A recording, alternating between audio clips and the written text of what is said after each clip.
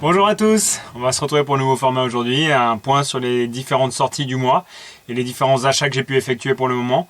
J'ai pas encore lu ce que j'ai acheté, mais l'achat est tellement colossal et conséquent, alors qu'on n'est que les 15 premiers jours de septembre. Comme je vous l'avais dit dans la première vidéo, il y a plus d'une centaine de titres qui vont sortir ce mois-ci.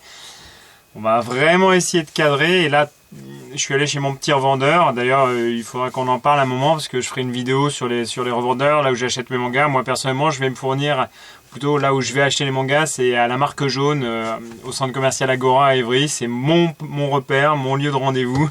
C'est là où je fais tous mes achats. J'adore les vendeurs, j'adore la boutique. Elle est agencée de telle manière à ce qu'on va chiner, on aime chercher, enfin bon, c'est... Après, tout le monde n'aime pas ce style de magasin, mais moi personnellement j'adore. Et puis les vendeurs sont vraiment adorables, sont vraiment sympas, ils sont compétents, c'est génial. Donc la Marque Jaune à Évry, c'est là où moi je vais. Après, s'il y a d'autres neufs dont j'ai besoin, en règle générale, je commande chez eux. C'est rare les boutiques où on puisse pas commander. Il y a quelques boutiques où on peut acheter quelques mangas un peu rares, entre guillemets, de collector, qu'on peut plus avoir en commande. Et dans ce cas-là, je vais par exemple dans le magasin au niveau de Tang Frères, dans les arcades à Tang Frères, dans le 13e arrondissement. Il y a un petit point de repère dans les arcades. À Album aussi, d'ailleurs, à Agora, j'y vais quand même assez rarement, mais à Évry. Mais bon, ça fait aussi partie des possibilités. Le plus important, ça reste pour moi vraiment la Marque Jaune. Et on va commencer. Donc on va, voilà, par exemple avec le One Piece Ace Tome 1. Ça faisait quelques temps qu'il était en rupture de stock. J'ai eu beaucoup de mal à le récupérer. Donc c'est une réédition. Donc ça c'est le premier. Une très très bonne série. My Hero Academia. Voilà, le tome 25 pour ceux qui ne l'auraient pas vu. C'est vraiment une super série de Koei. De Koei Horikoshi. Franchement, c'est une série qui vraiment vaut le détour. Si jamais vous n'avez pas encore commencé, allez-y. C'est vraiment une super série. Voilà. Un tome que j'attendais avec impatience. One Punch Man. En règle générale, je commence toujours mes achats, une fois que je les ai pris, par le One Punch Man. Ça se lit super vite. C'est vraiment hyper agréable. La lecture est confortable. Les dessins sont... Enfin, vous voyez, c'est vraiment des dessins, voilà, ils sont vraiment beaux. C'est un manga de fight, il n'y a pas beaucoup de texte, donc ça va assez vite pour la lecture. J'adore, c'est vraiment une super série. Je vais essayer de bien les agencer parce qu'il y en a vraiment un paquet, je pense que je vais disparaître derrière la pile tout à l'heure. J'avais fait un petit topo là-dessus. Alors celui-là, j'ai dû le commander, il était plus disponible. Le Brigand immunitaire Black, voilà, je l'avais commandé mi-août celui-là. Donc le temps que j'aille le chercher, voilà, ça c'est vraiment une série qui est assez marrante. C'est extrêmement ludique pour ceux qui font un peu d'études scientifiques, vraiment sur le fonctionnement des cellules humaines et immunitaires. Donc non, c'est vraiment une très très bonne série. Bon. Raid Sword, donc c'est Akame ga Kill 0 celui-là. Donc le tome 1 et 2, c'est un acheté, un offert. Voilà, donc j'ai d'ailleurs gagné entre guillemets celui-là aussi. Bon, on verra ce que ça donne. Le petit Will Never Learn, voilà. Mais donc le Raid Sword, c'est une série en 10 tomes. On va voir ce que ça donne. Bon, je l'ai jamais lu, donc je peux pas trop vous dire. Une light novel de My Hero Academia. Voilà. Donc My Hero Academia Team Up Mission. Je sais pas ce que ça vaut, franchement c'est le premier tome, c'est le premier tome de la série, de la light novel. Je sais pas s'il y en aura d'autres ou pas, bon pour l'instant à voir. Hop là, on continue. Hein. Eden Zero tome 10. Eden Zero tome 10. Bon là j'ai un peu de retard, je les ai tous achetés, ils sont tous là, hein. Tac. Ils sont tous ici, mais je les ai pas encore lus, j'en ai pas lu un seul. Donc je les ai achetés pour l'instant, mais j'ai pas vraiment eu l'occasion de le lire. On va voir, j'espère bientôt quand même, parce que ça me fait vraiment de l'œil. Alors ça, à mon avis, c'est une petite niche. Full Drum, un manga sur le rugby. Si vous trouvez un autre manga sur le rugby, vous me prenez, ça doit exister, mais franchement, je connais pas du tout. Hein. Donc un manga sur le rugby, c'est le tome 5, j'ai commandé les 4 autres, c'était pas disponible. Comme ça, c'est une série en 5 tomes, une série courte en 5 tomes. On verra ce que ça donne. Je suis pas sûr que ce soit très c'est pas très prégnant le rugby au Japon, donc écoutez, on va voir ce que ça donne. Hein. Hop là, Gum Last Order, tome 10. Je vous l'ai pas encore dit, mais Gum c'est ma série préférée. Hein. pas celle-là, pas Last Order, c'est plutôt la série originale. Last Order, c'est vraiment une...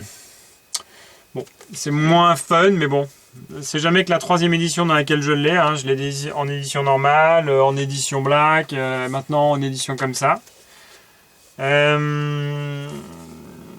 Bon, un petit hentai en vitesse, là, les rues roulent de l'adultère.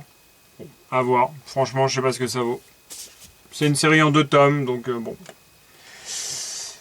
Pour faire suite avec le Eden Zero, Mashima's Hero. Alors ça, c'est vraiment pour les collectionneurs pathologiques. C'est une histoire avec les héros de différents tomes de Mashima, que ce soit Eden Zero, que ce soit Rave, que ce soit Fairy Tail. Donc on va voir ce que ça donne. Je sais pas. La jaquette, elle est jolie sans plus, mais bon, c'est plus pour les collectionneurs pathologiques, j'ai l'impression. Je vous avais dit, hein, je pense qu'on n'aura peut-être pas assez de hauteur. Hein. Ah, une autre série assez sympa. City Hunter Rebirth, le tome 6. Alors, pour ceux qui l'ont pas lu, franchement, les 5 premiers, c'est vraiment à mourir de rire. C'est vraiment une série très très bonne. Tsukasa Ojo, il a un coup de crayon qui est quand même assez magnifique. Et puis, il sait mettre en valeur ses héros, quoi. Ils sont vraiment drôles. Ryo Saeba, il est toujours aussi sympa. Il y a toujours le coucou. Enfin bon, c'est assez extraordinaire. Pour les fans de City Hunter, c'est vraiment indispensable, je pense. Hop là. Je vous avais dit, il y en a un paquet, hein. Dr Stone tome 12. Bon, alors il y a le 10 et le 11 là ici qui sont là, que j'ai toujours pas lu. J'ai un petit peu de retard, mais bon, les 9 premiers sont vraiment très très bons. C'est vraiment une série super de Boichi. Donc on va voir ce que ça donne. Enfin, à mon avis, moi pour l'instant je suis pas du tout déçu de la licence. Hein. C'est un shonen qui est vraiment super sympa.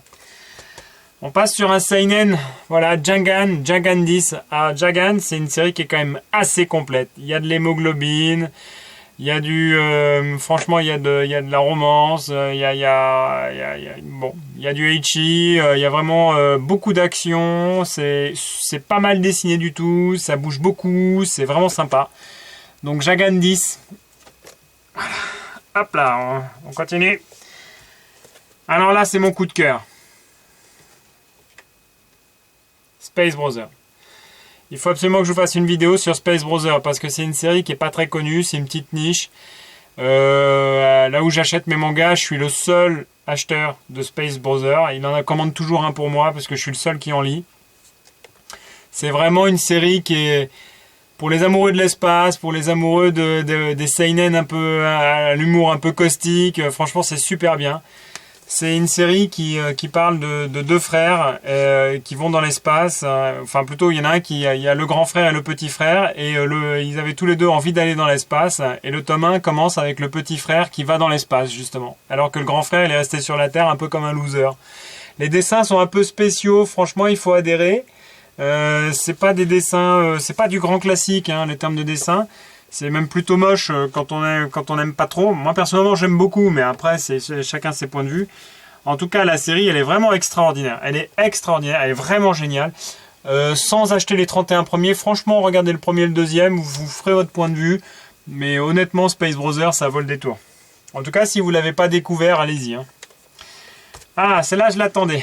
Hop là, SpaceX Family. C'est une licence qui cartonne au Japon, ça a l'air d'être super marrant.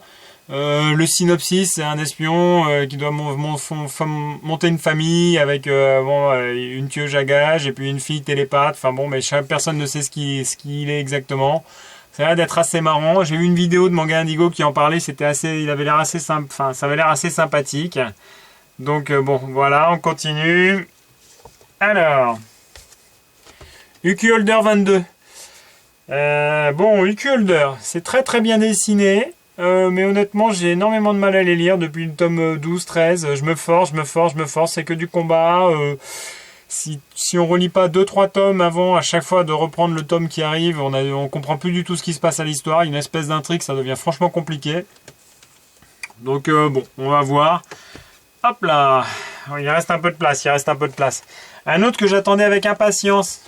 Hop là, Chainsaw Man numéro 4.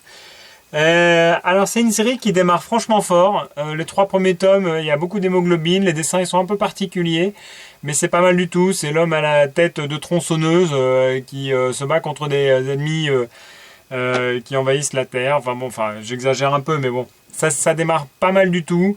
Ça me fait penser un peu à No Guns Live d'ailleurs dans la présentation. Donc Chance Nomad, c'est une bonne série, on est au 4e tome, on va voir ce que ça donne. Hop là, il n'y a plus trop de place, donc je fais un petit peu attention.